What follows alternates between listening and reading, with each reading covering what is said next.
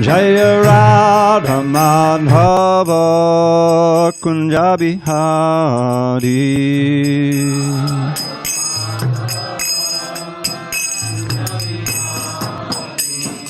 Gopi Jana Vallabha Girivardhari.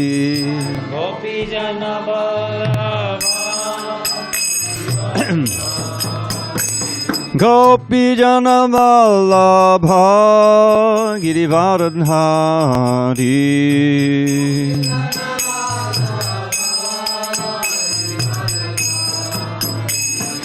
Yashodanandana Vrajajana Ranjana.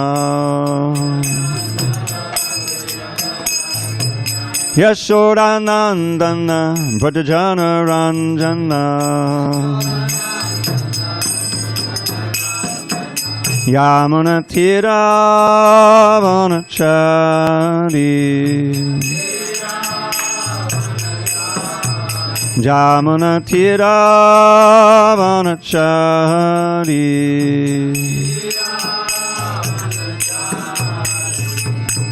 Hare Krishna, Hare Krishna, Krishna Krishna, Hare Hare, Hare Rama, Hare Rama, Rama Rama, Hare Hare.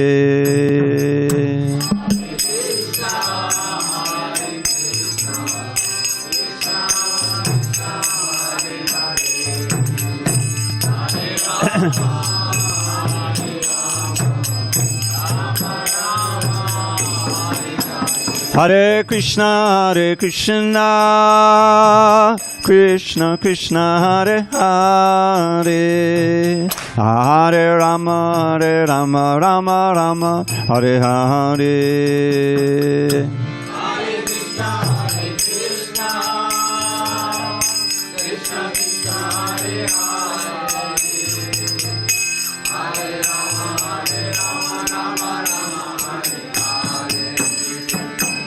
Hare Krishna, Hare Krishna, Krishna Krishna, Hare Hare, Hare Rama, Hare Rama, Rama Rama, Hare Hare.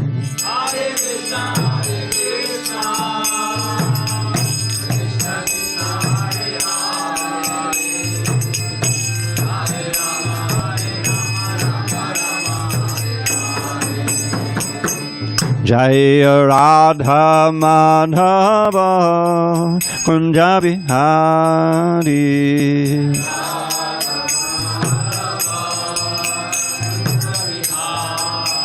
Jaya Radha Madhava Kunja Bihari.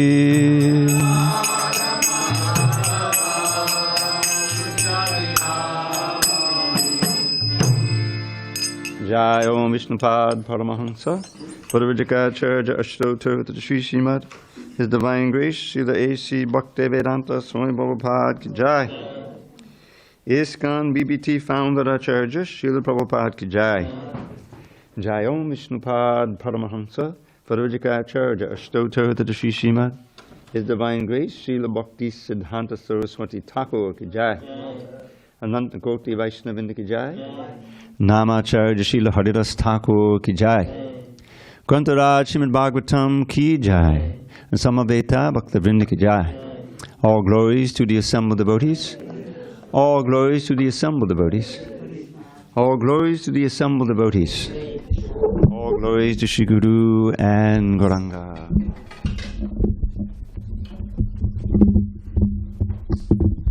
Okay. Hare Krishna. Just give me 1 second here.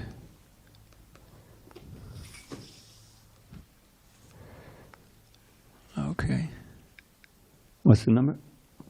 44.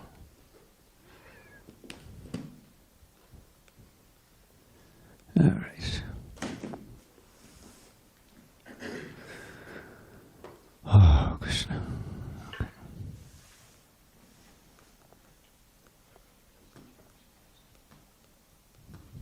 All right. Om Namo Bhagavate Vasudevaya. Om Namo Bhagavate Vasudevaya. Om Namo Bhagavate Vasudevaya.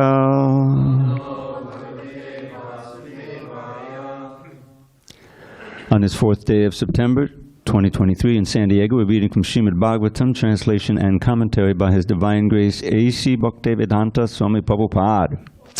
And we are in Canto 6, Prescribed Duties for Mankind, Chapter 18, Diti vows to kill King Indra. Text number 44. But before we begin, Dharmaraj, can you pull those curtains for me? Thank you.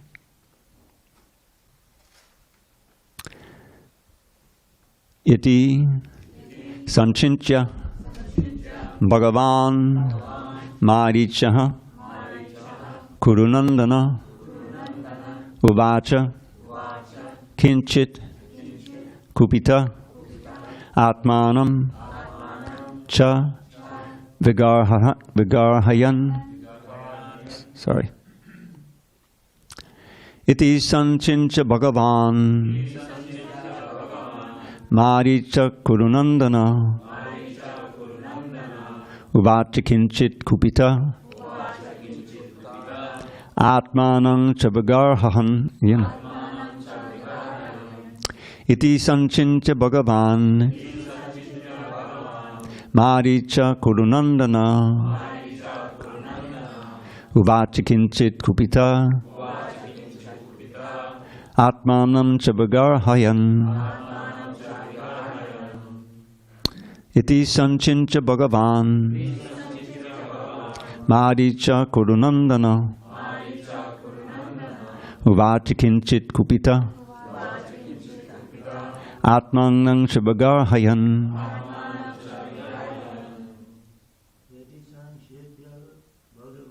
Iti Sanchincha Bhagavan Maricha Kurunandana Uvacha Kinchit Kupita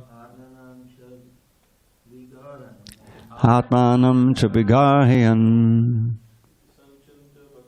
Iti Sanchincha Bhagavan Maricha Kurunandana Uvacha Kinchit Kupita Atmanam Chabigarhayan. Prabhupada Das. Prabhupada Das. Iti Sanchintya Bhagavan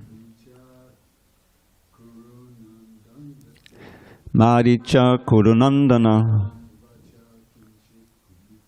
Uvacha Kinchit Kupita Atmanam Chavigarhayan. Ramapati.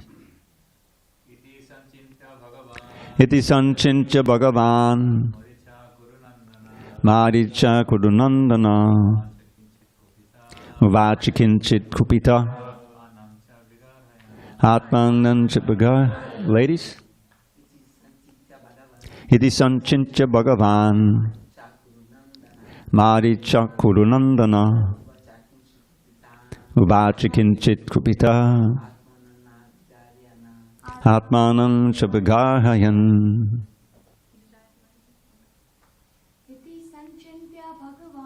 Iti Sanchintya Bhagavan Maricha Kurunandana Uvacha Kinchit Kupita Atmanam Chavigarhayan. Iti Sanchintya Bhagavan Maricha Kurunandana Uvacha Kinchit Kupita Atmanam Chavigarhayan. Iti, thus, Sanchintya, thinking, Bhagavan, the powerful, Maricha, Kaśyapa Muni, Kurunandana, O descendant of Kuru, Uvacha, spoke, Kinchit, somewhat, Kupitaha, angry. Atmanam, himself. Cha, and. Vigarhayan, condemning. Translation. Sri Shukadeva Goswami said, Kaśyapa Muni, thinking in this way, became somewhat angry. Condemning himself, O Maharaj Pariksit, descendant of Kuru, he spoke to Diti as follows. No purport. Shri Kaśyapa Uvacha putraste babita badre Indra deva bandavaha samvatsaram batam idam Yadyangjo Daryishyasi.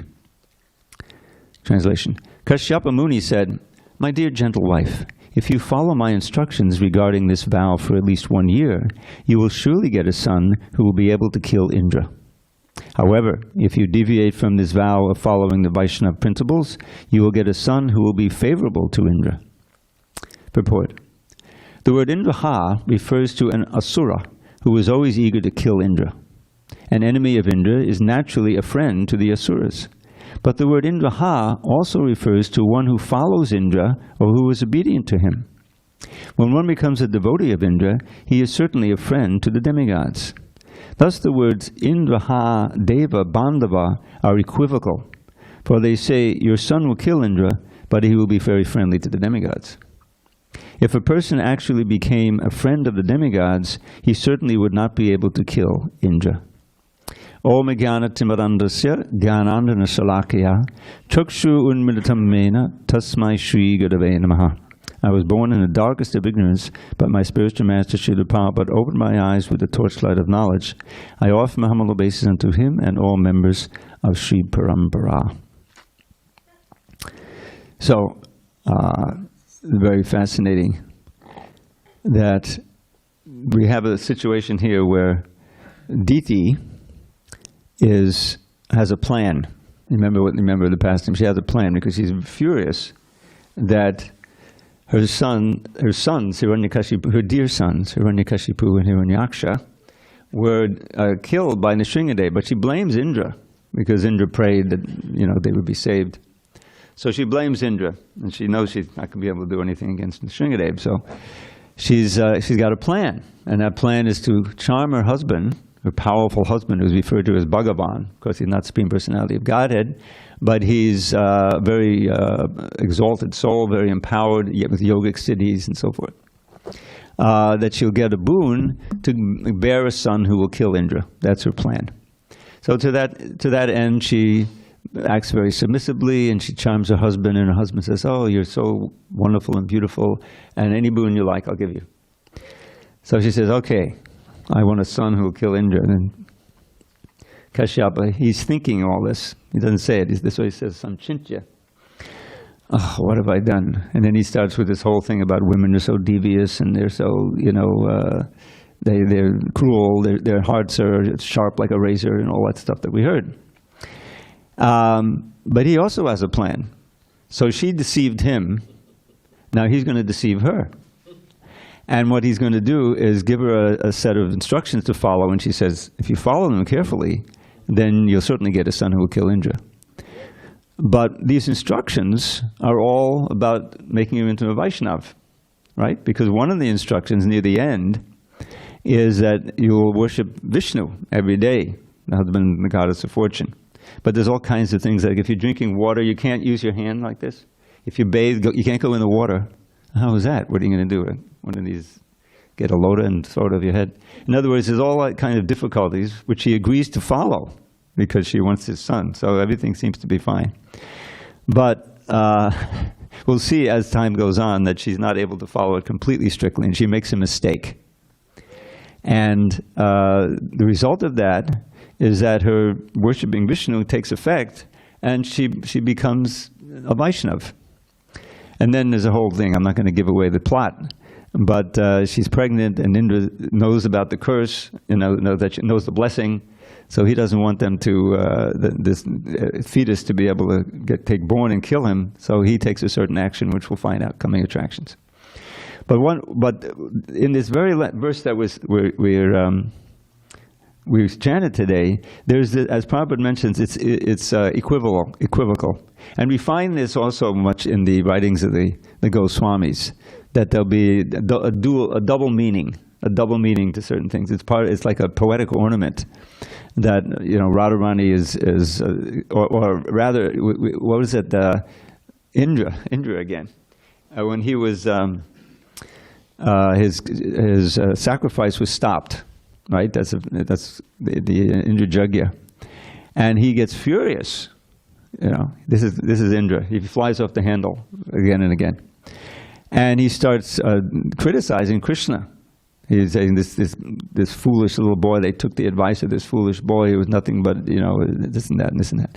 And Vishnu Chakravarti gives the explanation of each of those insults that he has can actually be praise, and this you'll find that oftentimes. So here, this Indra has this dual meaning. Killer of Indra, that's the obvious meaning, but as right in the synonyms, or the follower of Indra.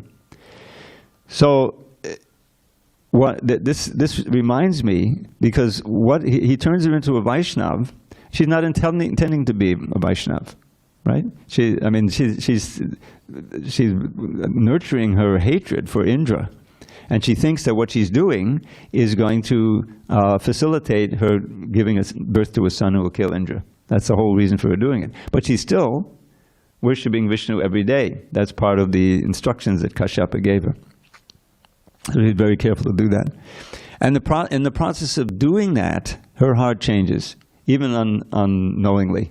Her heart changes, so that when it comes to it, her fetus is actually not going to be an enemy of Indra, but the friend of Indra. And she's become so empowered that that fetus cannot be killed. So Indra tries to kill, he cuts it into 7 little pieces, and they're all alive. And then he cuts it again in 7, and it's 49. I said, Indra, what are you doing? We're your brothers. We're the Maruts. We love you. He says, oh, really? And then he realizes that... So it all turns out nice in the end. But what this reminds me of is, to some degree, how Srila Prabhupada spread the Krishna consciousness movement.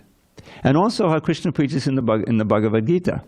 There's so much in the Bhagavad Gita and in the Bhagavatam about how glorious the holy name is. If you chant just one name, you'll be free from so many sins. And even if you hear one, you remember recently we had this whole story of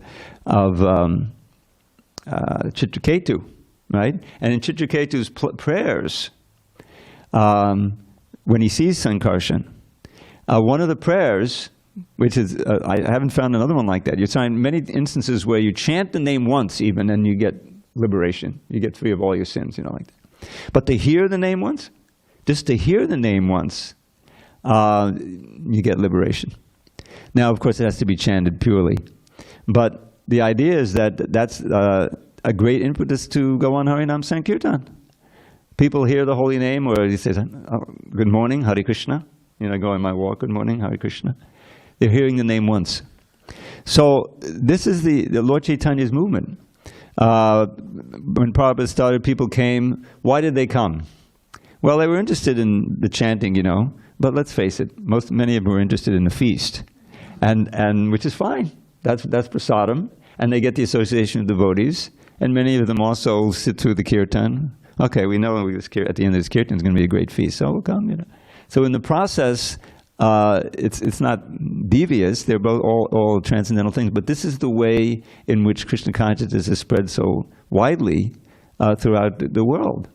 People aren't, joining, becoming attracted and saying, I have to give everything up, all my attachments and all these things. No, they're thinking they're going to, this is some far out thing, but by exposing themselves, by hearing the holy name, especially chanted sincerely, and chanting the holy name, trying it out, experimenting, this and that. They have so many material motives. That's what it means to be a materialist. And even Krishna often, he's giving the motive, oh, you surrender unto me and you'll be free from all sins, and you'll get free of birth, old age, disease, and death. But remember, Lord Chaitanya's Shikshastika, where he's teaching us how to pray. And he says, Nadanang nadanang nasundarim kabitang vajagadishikamahe mama janmani janmani shvare bhavata bhaktara hoitakitve. that I don't want wealth, I don't want women, I don't want followers, and I don't even want liberation. I just want your service birth after birth. This is the standard of prayer, to simply pray for pure love for Krishna in any circumstance. God, put me in hell as long as I have association with devotees and can serve your lotus feet. You find prayers like that all the time, you know. And so that's a very mature prayer, but it's hard to come to that. That's a very advanced stage. We come. How do you sell the books? Oh, you get free from anxiety, right? Which is true. This is something people can relate to. They probably say, "Oh, you'll go back to Godhead for eternal life." What does that mean? You know, I don't even know if I believe in God.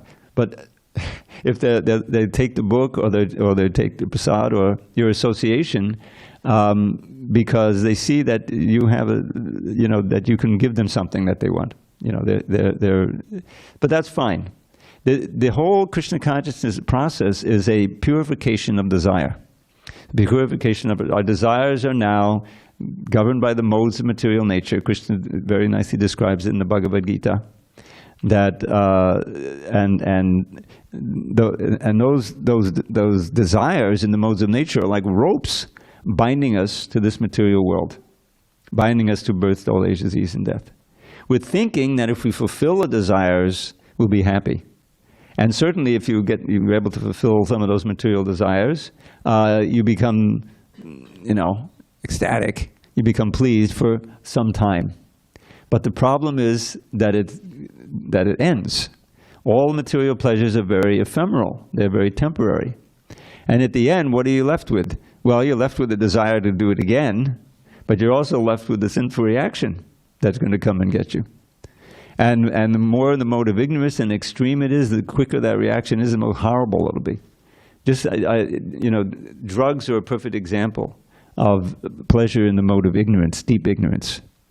And it's not long before, if you get hooked to one of these horrible drugs, or here, just think of this, I don't know how close you follow this, but there's like an epidemic of fentanyl poisoning overdoses, people dying from that or becoming completely crippled, in America. Because it's an opioid, but it's much more powerful than heroin even. And if it's mixed in and you take it, some poor kid takes a pill, boom, you can die. It's happening all over the place. So why take it in the first place? Well, because you're somehow got addicted. Even you got some pain, some injury on the ball field somewhere, and I don't know if they're selling it anymore. This OxyContin stuff.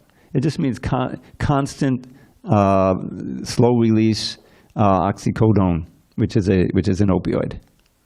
And there have been so many overdoses on that, and now they sell fake stuff with, on the street with fentanyl. It's just horrible.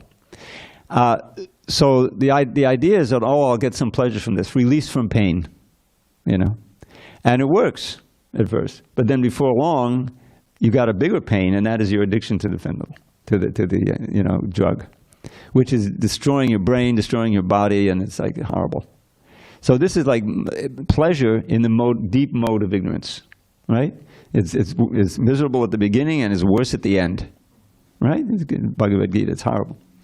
So that's the same soul that is in there. The same pure soul is in that body, but tightly bound by these sinful activities that have increased the desire for something that's self-destructive. That's what material life is. And so, mode of passion, pleasure isn't much better. It also binds you very cruelly, and you're sure to suffer in this life and the next. So, but we want pleasure. That's the thing. We're pleasure seekers because we're part and parcel of Krishna. Krishna is Anandamaya Abhyasat. He is always filled with Ananda. And this Abhyasat means by observing his activities, his lila, we can see that. Where is he not, full of bliss? Whether he's killing Keshi or dancing with the gopis or whatever he's doing with the cowherd boys or his mother, it's all simply an arrangement by which he can feel the bliss of the varieties of the loving relationship with whoever it is. And even the demons, he's killing them to save the devotees. That's also a rasa, so, they're fighting. So we're part and parcel of Krishna. If we purify ourselves completely through the process of bhakti, then we also participate in that eternal blissful life, and in our specific relationship with Him. That's the whole idea. That's what we should aspire for, and that's what we should follow strictly the process of devotion to achieve. Along the way, there are all kinds of material benefits.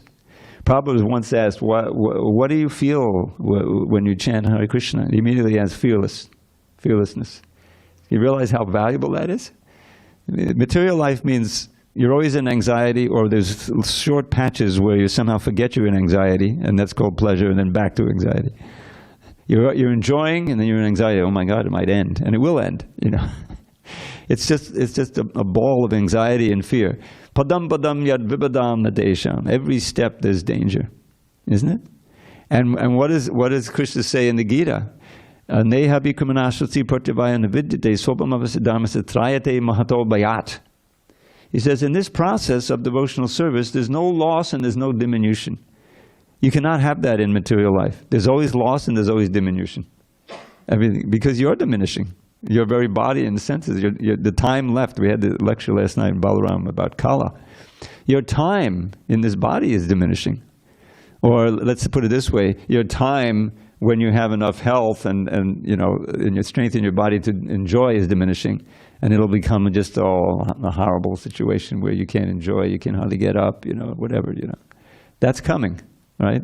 So what to do between now and then while you have your facilities? How to transform your consciousness so that when that point comes, you're fearless. He says, because most of it is anxiety. You say, okay, this is a temporary thing. I'm going to try to continue with my Krishna consciousness, surround myself with devotees, with transcendental sound, and at the final point, leave this body and join Krishna's pastimes. That's the goal. And if you're confident of that, because you're a pure devotee like Srila Prabhupada, he's not fearful even at the time of death. And even we've seen some of our own, contemporaries come to that point of leaving the body in a very calm state of mind, fully Krishna conscious. So that's more valuable than any amount of money. I mean, these billionaires, they're like in the worst situation, because I only got 10 billion. This one has 12 billion. Can you imagine being like that? And what to spend it on, and some rocket to the moon, it crashes, it's crazy. Nothing to aspire for. So, but being greedy for Krishna, for Bhakti, is good. Krishna Bhakti rasa bhavidamati kriyatam yadikatopi labhyate tatra laulyam abhimulyamekalam janmakoti sukataina labhyate. This is a verse that Ramananda Roy spoke to Lord Chaitanya near the end of their conversation. What is this Krishna Bhakti Rasa Bhavidamati? Well, in simple words, it's Krishna consciousness. These are the phrase that Prabhupada turned into the phrase Krishna consciousness. Krishna Bhakti Rasa, the mellow of love for Krishna, right? That unique source of pleasure. Bhavatamati, having your mind absorbed in this Krishna Bhakti Rasa at all times. It is the most valuable thing. You should buy it if you can find it in Vaughn's or somewhere, But what's the price? Tatra laulim. It's only your intense desire for it, your greed. The word laulim literally means greed. Apimulyamekalam, that is the one price. Millions of bursts of pious activity won't get you one step closer. It's not some result of pious credits or anything. So how to develop that greed? That's your ticket to get it. How to develop it? That's the process of bhakti. That's all of the do's and the don'ts. Achahara, Priyasascha, but all the books we have. Here's what you do. And Prabhupada saw the essence. Somehow or other, get him to chant Hare Krishna. That's the first thing. Then everything opens up from there. Because if you chant Hare Krishna, especially in the association of a pure devotee, and you're hearing, as we see, from the first days in the 22nd Avenue, then they're experiencing something. Who knows what they were doing outside the storefront. Of course, at a certain point, he has some followers who are seriously following strictly. But everyone is feeling the power of that mantra. Go on to YouTube and look at that. I think you can find the Tompkins Square Park Kirtan. First kirtan, 3 hours. Prabhupada's beating not a madanga. He's beating a half of a bongo drum. He called it a dundubi, you know. I used to play the bongo drum. They've taken it apart. He's just holding it, boom, boom, boom, boom. But he's chanting from the bottom of his heart. The purity is there. And then the devotees get up and dancing, and all around him they're sitting. I used to live 2 blocks from Tom Kutsura Park. In '68, I missed by a couple of years, which is probably good in many ways. I won't go through it. But anyway, there would be all kinds of jam sessions over there, you know. So they took over the park. They got there early, you know, and they started. And it was the hippie era, so all kinds of far out things were happening. People were ready to check it out. And there's a whole group. You see them, you know. Some are into it. Some are a little curious. The Polish immigrants are like standing in a distance, you know, and they're wearing their 40-year-old dresses, are out of date. And what is this? You know, come into our community. But Prabhupada was, you know, he knew that he had faith in the holy name, especially chanted purely to attract people, even out of curiosity, because if they just hear it, it'll plant that seed of interest, curiosity, and a certain number of them that they'll pursue it. They'll come back to the temple, and that's what would happen. Some would come back to the storefront, and you got new recruits that way. So this is a standard process. It's still going on. By presenting Krishna consciousness in such an attractive way, centered on the chanting of the holy name, prasadam, the books, the philosophy, the paintings, now plays. You know, Prabhupada was so much into plays. We used to do street plays. You know, we had some devotees join who were actually experienced actors. We're in New York, so they were, you know, off Broadway actors. Rasa Gya and her husband Lovitaksha. And they, you know, we were already doing plays, and they would really perfect them. Probably love to see those. Both the Leela plays, they did Ramayan in the temple, and the 55th Street Temple. There was a little theater, by the way. There was a theater there, you know, with maybe 100 seats, and they would do the Ramayan play there. And then on the street, we do the wrong bank account, you know, or bird in the cage, bird in the cage. You know, you're taking care of the cage, the body, but you're forgetting the bird, you know, like that. So people would be curious, and you'd be able to explain it to them, then they come back to the temple, take a pamphlet, you know. Like. So the idea is that Krishna consciousness is all attractive, especially if you present it in a very attractive way, you know, the chanting and the devotees and the prasadam, of course.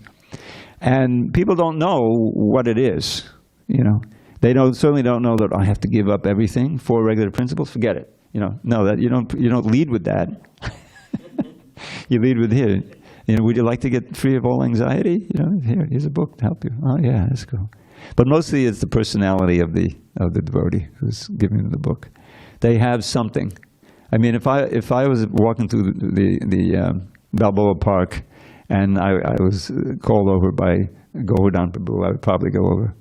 Such a blissful devotee, you know, and I would be curious.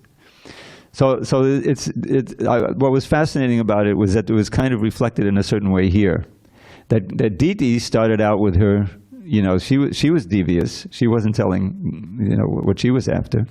And Kaśyapa also wasn't either. He was responding with it, okay, I'll give her, you know, a list of do's and don'ts. She'll never be able to follow it for a year. And as we read, you know, she was following, but then she just got so exhausted and lean and, you know, not eating regularly, that she didn't wash her mouth and hands after taking food. She just conked out, and that was a violation, and that was her greatest blessing. Then she, all the worship of Vishnu, you know, was fructified into becoming a devotee, and her sons were then the roots instead of some demon to kill Indra. So it's I thought this was an interesting lesson. The ways and means to somehow attract the conditioned souls to Krishna consciousness. This is what we're meant to, you know, exercise our brains for. I mean, we know that the treasures, the books are the treasures. To somehow get them to take a book, that's essential. But there's so many ways. You know, the Rath Yatra, the festivals. You know, people. I read, this was a fact, that there were more people. That was the greatest number of people who attended that Rath Yatra in history. And I remember I was there for the first one. You may be surprised to know that in 1977, Prabhupada was still on the planet, the first LA Rath Yatra took place. They brought pictures to Vrindavan and showed him. He said, oh, I've never seen carts like that. We had an elephant. We had a little elephant that was rented. I don't know where you can do that. And someone was riding on that elephant all the way, the first two. And also Alice Coltrane was there. Her husband is very famous. And she got into Krishna consciousness and she was chanting and she had a place as another attraction. So these festivals are very attractive. Of course, we have Janmashtami coming up and the place will be packed. It's a wonderful festival.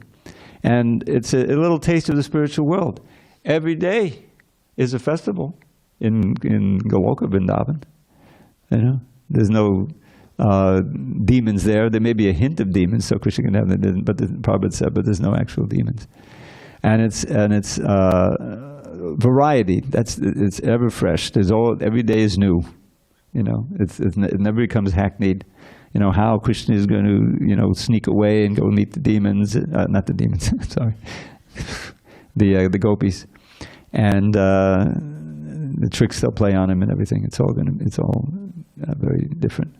And playing with the cowherd boys, isn't that a great job? Where all day you're working, you know, their work is taking care of those cows. But what are they doing? They're playing. The cows are doing their thing. They're grazing, and the boys are playing. And even on earth, you know, then some demon comes, so that's an exciting thing. You know, Krishna saves them. And then they go back and they tell their parents how Krishna killed Bakasura. They don't say about Akasura until much later. But that's Krishna Lila. That's our eternal pastimes with Krishna.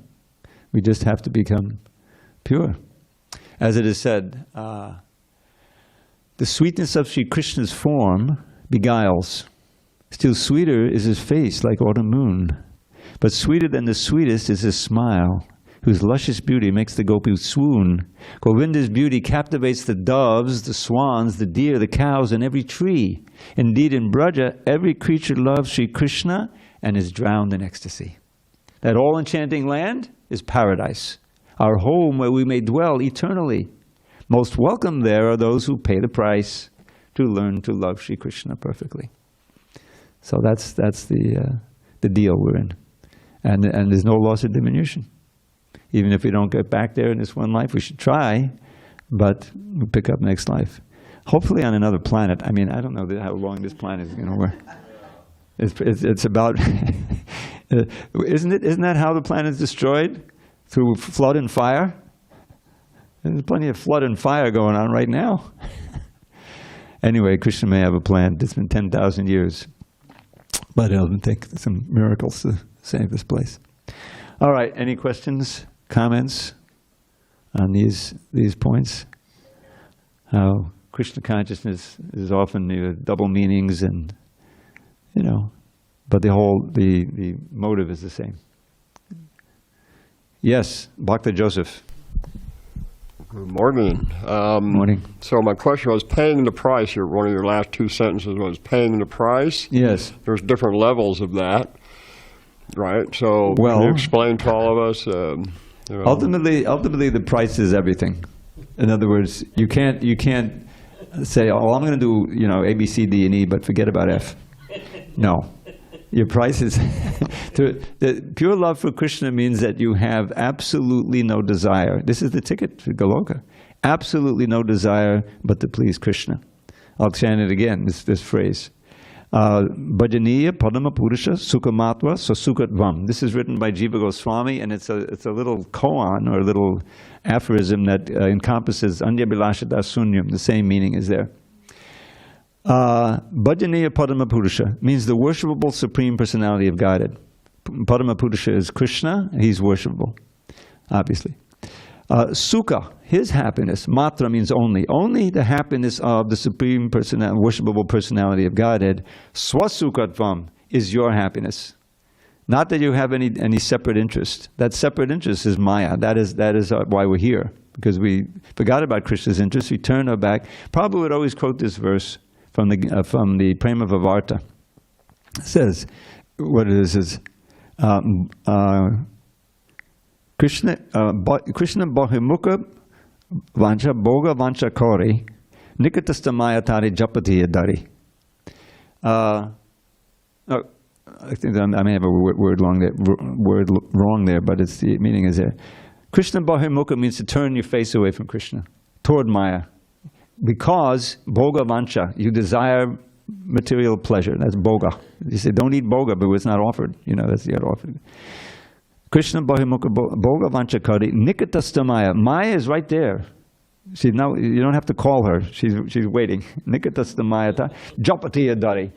She pulls you down, just like on the football field. You're tackled by Maya, and her two potencies is pulling down and avaranatmaka, covering. Prak-shaped atmaka and avaranatmaka means covering. She covers your remembrance. You don't remember anything about Krishna. You're in a different world. Just like every time we take birth, we don't remember anything from our previous life. So that covering potency is very important. And she's dragging you down to the modes of nature and the life of suffering. So that's how we got here. We turned our face away from Krishna. We didn't prioritize his pleasure over anything that we might desire. And our pleasure was not his pleasure. That's the exaltation of the gopis. The gopis are at the highest level of simply desiring Krishna's pleasure. And that's explained so nicely in the 4th chapter of the Adi Leela. That Atmandriya Vritti Vancha Dare Balikam Krishnendriya Priti Icha Dare Prem Nam. The difference between Kam and Prema. That's Kama, as Prabhupada says, the end of the 3rd chapter, Bhagavad Gita, is nothing but Prema that has been adulterated and curdled, if you will, by contact with the modes of nature. So, and Prabhupada says it's difficult, once that happens, to reestablish it back into Prema, but it's possible, even a late beginner, by the process of devotion. So that Kama is perverted Prema. And the ticket back to Goloka Vrindavan is to completely become purified of that, and by the process of devotional service. Systematically, purifying our senses and our mind. What is that? Atakshi Krishna Namadi Namaved Grayam Indreyai Sevanmukhi Jivado Swayam Evasparatida. That with our present senses and mind, we cannot understand the real nature of the name, form, and qualities of Krishna. But, not to lament, if we begin devotional service starting with the tongue, chanting Hare Krishna, which of course implies hearing, and tasting prasadam, then eventually, if we follow systematically, we will purify our senses and mind, and Krishna will reveal himself. It is all, we can't storm the battlements. He decides, okay, they'll reveal more and more because they love me. So that is the ticket to the highest level. Pure devotional service, prema. We have another question or comment from this gentleman, but you need to use that mic right to your right. Hello. Haribol. Haribol. Yeah. So, just my ignorance, but Krishna is telling that in chapter 3 that everything is within me and I am in everywhere. So, like you see me everywhere and everything in me. And see everything in me, right? So that's how he's telling. And then also 3, in Vibhuti Yoga he says, he's talking about all the good qualities, he's talking about all the bad qualities, and then he says, I am all that. Now, I'm just trying to understand, Maya is always there and it's created by Krishna. Why Krishna made, so Krishna is the, captain of this worldly matter. How he made this difficult for people to understand that and to achieve him. So just I'm curious because that's a good question. And I'm it's a very common question. worldly guy. I get into Maya, I get into everywhere, and still I want to answer your question. worship I understand Krishna. the question. Yes. Thank you, understand sir. the question. Let me answer it. So the Krishna has this energies, right? He has the internal energy, marginal energy, with the marginal energy, and there's the external energy. So the reason why it's difficult is because we desired, it's because of our desire to forget Krishna. If we didn't have the independence, minute independence, right? We're little knockoffs of Krishna. We have his qualities to a minute degree, right? So one of those qualities is free will, is independent will. Krishna can do whatever he wants, whenever he wants, right? We try to imitate that, and in our little life, we have a freedom to do this, to do that, do this or do that, right? Choose this, choose that. It's circumscribed, but we have it. So that's why we're marginal. See? Tatastha Shakti. Marginal means we can choose to serve Krishna. He doesn't want, as Prabhupada famously said, I love to quote this, he doesn't want us to love him at the point of a revolver. That's not love. So therefore, he's given us this little independence so that you can freely give your love to Krishna. But that means that some of us, we were here, withdrew that love from Krishna. And we turned away and we became fascinated by this material energy. Now, if there was no material energy there, then what would we do? You know, when we don't have the freedom. In other words, that independence is meaningless. Either love me or become void. You know? No. Because then there's no hope for us. The material varieties are all reflections of the spiritual varieties. So just like we have these senses, we have the eyes, the ears, and everything. So these are replicas, if you will, of our spiritual senses, which are pure. They're easily deceived, and they sometimes cause pain, whatever, but they're there. So Krishna now, he doesn't abandon us here. He comes periodically, he sends his representatives, and most importantly, he speaks the Bhagavad Gita, which is then, available. So by the efforts of his pure devotees or him himself, he canvasses, just like with the Bhagavad Gita. You have a choice, he says to Arjuna. Now, I spoke to you, but I'm not going to force you. You do as you like. Yatecha sita takadu. And of course, Arjuna's ultimate answer is, Kadishye vachanang tava. I will do as you say. By your mercy, my ignorance is now gone. So Arjuna is representative of us, the conditioned soul who is enlightened by Krishna's words and who then makes the right decision. So the point is that there is a material world because we wanted it. We wanted a world where we could pretend to be Krishna. But we're not Krishna, and therefore the world, this pretense just causes us pain. It keeps us bound by all these unfulfilled desires and the sinful activities, and we can even lose our human form of life. So it's a world of suffering, and once we understand that, then we should want to get out, right? We should want to get free from birth, old age, disease, and death. This is a preliminary important desire for liberation. That's why Krishna says, Janma mrityu jara vyadi dukkha doshana darshanam. One of the elements of knowledge is to always remember and think of, birth, old age, disease, and death. I don't want that anymore, Therefore, it's an impetus for practice devotional service. Ultimately, you graduate from that desire. He said, I don't care if I'm in hell, in heaven, or on earth. I just want your service, Krishna. That's the nadanang nadanang. But that's later on. To get us going in the right direction, Krishna says, yes, you can become free from these things. Don't you realize? What's the most amazing thing? This was, I think, mentioned yesterday. Ahanyani bhutani gachanti himalayam sheshik stavanam icchanti kamaschayam atakparam.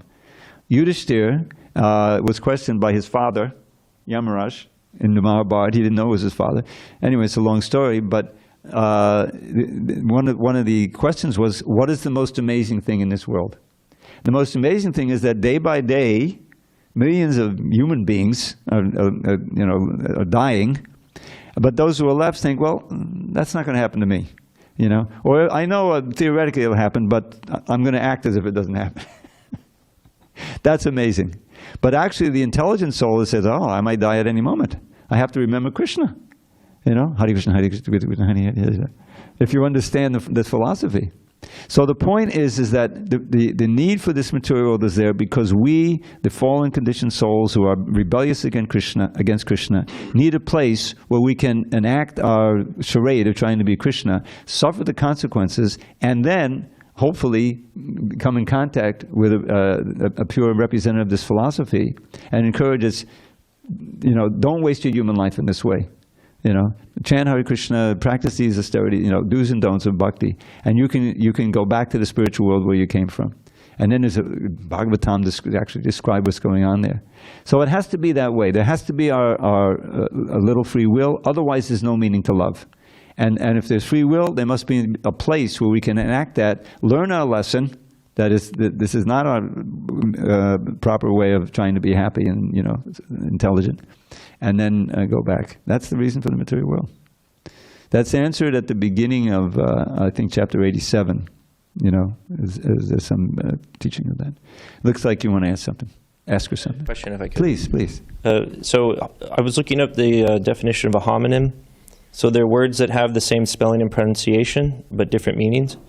They say it's tricky when words sound the same, but can mean different things.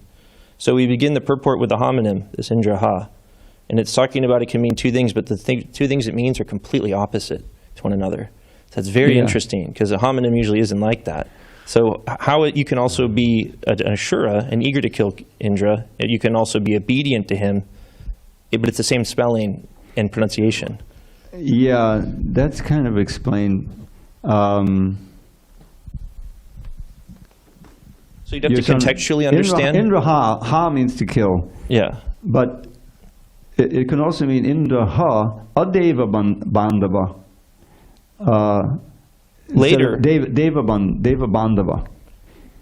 You see, one of the things is the what happens with the sandhi, where you have two words come together, and this a is you don't know, is it short or long? Indra ha adeva bandava. Adeva bandava, I think, means a friend of the devas, but adeva bandava, a friend of the non-devas. You see, so if you're a friend of the demons, then you're an enemy of Indra. But if you're a friend of the devas, then Indra ha. Anyway, I'm not. I have to investigate. But part of it is the double meaning of Indra ha, and the other is this sandhi, how it can mean adeva or adeva. That's why I always stress you have to get your long and your shorts right. You know, just like the word namacharya. Namacharya Haridasthaka. If you say namacharya, you're saying someone is performing obeisances. Right? Did I check that with you? Nama is obeisances, and charya means to perform. But namacharya means the acharya of the holy name. Notice all those long A's. You got to be careful with your longs and shorts. And I'm going to end with this joke. You'll love this. Some of you haven't heard it.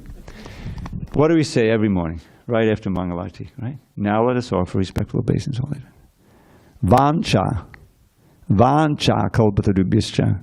That's the word for desire tree. Vancha kalpatarubhyascha. The devotees like desire trees. It's a little redundant because the kalpataru is also desire tree. But anyway. But if you get lazy, because you know, early on in ISKCON there were no diacritics. That's why we have Vishnu Jan Swami. I listened to these YouTube things of following Srila Prabhupada, and his kirtan, incredible. It was one of the Rath Yatras, I think 73 in San Francisco or something. And he in his kirtan, Shri Krishna Chaitanya Prabhu Nityananda. And it's always Nityananda instead of Nityananda. Shri Advaita Gadada Shri Vasari Gaur Bhakta Vrinda. But that Adi is long. I mean, I'm not going to get into that, you know, it's perfect. But this one is important. So instead of vancha kalpatarubhyascha, you get vancha kalpatarubhyascha. Vanchika means to cheat. Alpa means small. Vanchika, alpa, taru. I offer my obeisance to the wonderful devotees of the Lord who are like small cheating trees. That's what you're saying in Sanskrit. And all the devas are listening. They can understand, you know what I mean. So keep those A's long where they belong. Yeah. So that's what's going on here. Double meaning. Anyone else? Ah, Prabhu. Hare Krishna. Hare Thank you. I have a question. This text about this situation about that Aditya agreed to follow instructions to achieve a goal, and maybe something like this I have. I don't know. Maybe someone also that we have some desires. We try to render service, but we can achieve something. But interesting moment that in 11th canto there is text that only follows instructions, very study Vedas and texts, etc. We can't attain prema. And so, how this process that Aditya follows instructions, and how this process works, that we start from this level, but prema we can attain prema only if we have desire, laulim. Yeah. I'm sorry, Prabhu, the combination of your accent and my ears, I don't know if I got all the meaning. So you're puzzled because there's a similar formula. In other words, if I do A, B, C, D, and E, I'm going to get prema. And I'm not sure why that's puzzling to you. In other words, you desire prema. The thing is, when you first start, certainly, Prabhupada, how many times did he say, you do this, you find Krishna, chant Krishna, Hare Krishna, and you go back to Godhead. That was like a phrase, back to Godhead, back home, back to Godhead, And that was the equivalent of prema. In other words, yes, and to get back to Godhead, you have to attain pure love for Krishna. But my point is that oftentimes the benefit offered is something that you can more relate to even in your conditioned state. And that holds for like liberation. Anyone with half a brain can understand that it's not a nice thing to get old, get sick, and die. Most of us have forgotten about how miserable it is to take birth, but that's also there, So then when you understand, the first thing you understand, and it's not just once, it's over and over and over and over, millions, and it may not even be human birth. So that's a situation I don't want to go through, if you're intelligent. Most people, it's not even an indication. You think, oh, this is me. I'm living this one life. When I'm gone for good. And if I eat right and exercise, I can be healthy, and I'll grab all the gusto I can get and enjoy as much as I can. That'll be a successful life. They don't know. They're steeped in ignorance. That's the problem. So the first lesson always is, you're not the body.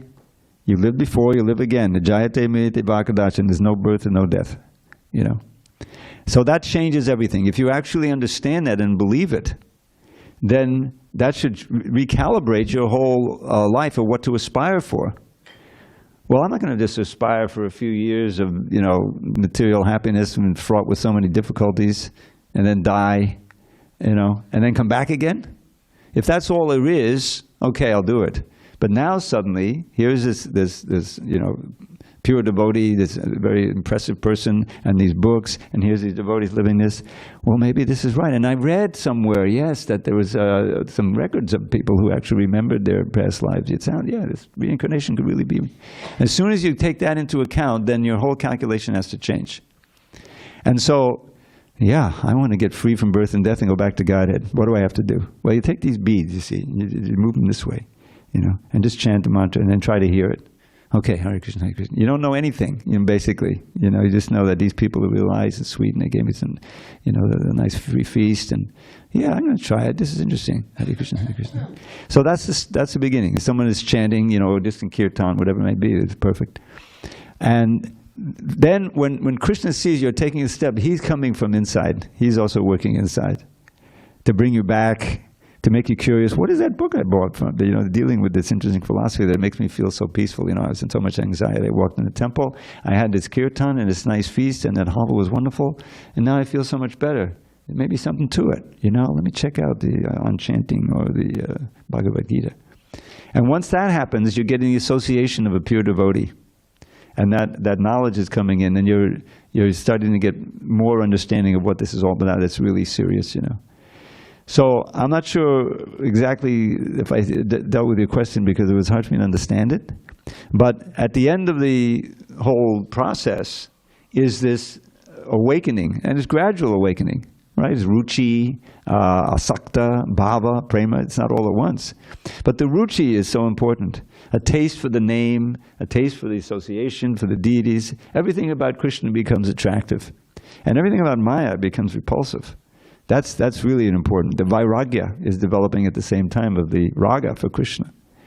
And all the time Krishna is working on the inside. He's giving you enlightenment, and helping. So all of that together, if you follow the process honestly and sincerely, then your attraction for Krishna grows, your knowledge grows, your detachment and your aversion to Maya grows, and your creeper is growing. Your bhakti lata is growing. And the more that strict you are and insincere and the more sincerely you pray when you chant, then the quicker you'll be experiencing more and more attraction, more ruchi, more, eventually attraction for Krishna, bhava, and then hints of prema. It may take a while, but it's the auspicious path. I'm sorry, Boo. Maybe if that didn't answer your question, we have one more question, and then we're done. My old friend Bhakta Avatar, can we get him a mic? You have to have the mic. Turn it on for him. Okay. Thank you. Yes, Prabhu. HG Dravida, amazing class, so comprehensive, so much knowledge.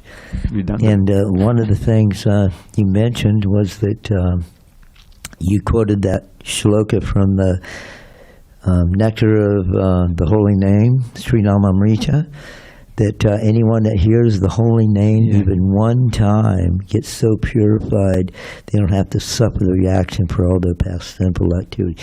That's such a great benediction when you think about it. Can you imagine that?